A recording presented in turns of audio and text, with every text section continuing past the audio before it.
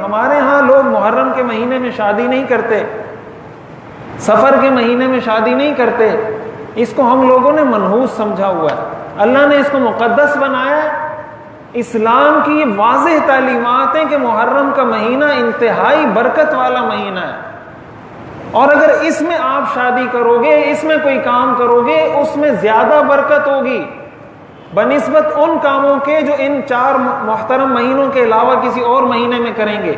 ذوالقعدہ، ذوالحجہ، محرم اور رجب، یہ 4 مہینے محترم ہیں۔ اسلام کی یہ تعلیم ہے کہ ان 4 مہینوں میں جو کام کیا جائے اس میں برکت زیادہ ہوتی ہے۔ ہمارا تصور یہ ہے کہ اگر اس میں شادی کریں گے تو نحوست آ جائے گی۔ اب دیکھیں ہم کہاں پر ہیں، اسلام کہاں پر ہے، اور یہ میں کوئی تاریخ کی بات نہیں بتا رہا، یہ واضح قرآن کی آیت ہے۔ ان عدت الشہور عند اللہ 12 شہرا فی کتاب اللہ یوم خلق السماوات والارض منها 4 حرم۔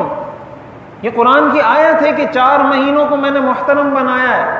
تو محترم بنانے کا کیا مطلب؟ یا تو ہم یہ کریں کہ ہم اسلام یہ کہیں کہ اس چیز میں یا اس مسئلے میں ہم اسلام کو نہیں مانتے۔ دیکھیں قرآن تو قیامت تک کے لیے ہے نا، قرآن تو قیامت تک کے لیے ہے۔ جب قیامت تک کے لیے تو قرآن میں یہ بات لکھی ہوئی ہے کہ یہ مہینہ محترم ہے، اور ہم اس مہینے کو نحوست والا بنائیں تو کیا کسی چیز کا محترم ہونا اور نحوست والا ہونا یہ جمع ہو سکتے ہیں؟ کہ ایک چیز محترم بھی ہو اور منحوس بھی ہو، یہ کیسے جمع ہو سکتا ہے؟ یہ اسلام کے قرآن کی آیات کے ساتھ ٹکراؤ ہے۔ تو یہ جو ہمارے ہاں خوشی نہیں منائی جاتی محرم کے مہینے میں، اور شادی نہیں کی جاتی، خوشی کی تقریبات نہیں کی جاتی، اس کا اسلام میں کوئی تصور نہیں ہے۔ اس چیز کو ختم کرنے کی ضرورت ہے۔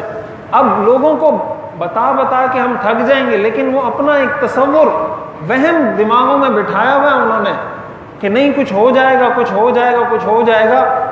تو اگر اس طریقے سے بٹھا کے رکھا ہوا ہے اور اس چیز میں اسلام کی تعلیم کو نہیں ماننا، تو پھر یہ کہہ دیں کہ اس چیز میں ہم اسلام کو نہیں مانتے، اس چیز میں مانتے ہیں۔ اور اگر سب چیزوں میں ماننا ہے، سب میں مسلمان ہیں، تو پھر اس میں بھی ماننا پڑے گا۔ تو ایک تو یہ بنیادی چیز یاد رکھیں، حدیث شریف میں آتا ہے لا تسبوا الدہر وانا الدہر، زمانے کو گالی مت دو، حدیث قدسی ہے، زمانے کو گالی مت دو اس لیے کہ میں زمانہ ہوں۔ اللہ نے فرمایا اس زمانے کو پیدا کرنے والا میں ہوں۔ جب تم زمانے کو گالی دیتے ہو، تم در حقیقت اللہ کو گالی دیتے ہو۔ تم پر اگر نحوست آئے گی تمہارے اعمال کی وجہ سے آئے گی۔ ظہر الفساد فی البر والبحر بما کسبت ایدی الناس، فساد جو خشکی اور تری، بر و بحر میں جو فساد ہے، اللہ فرماتے ہیں تمہارے اعمال کی وجہ سے ہے، کسی مہینے کی وجہ سے نہیں ہے کہ یہ مہینہ آ گیا تو کام خراب ہو گیا، یہ مہینہ آ گیا تو کام بن گیا۔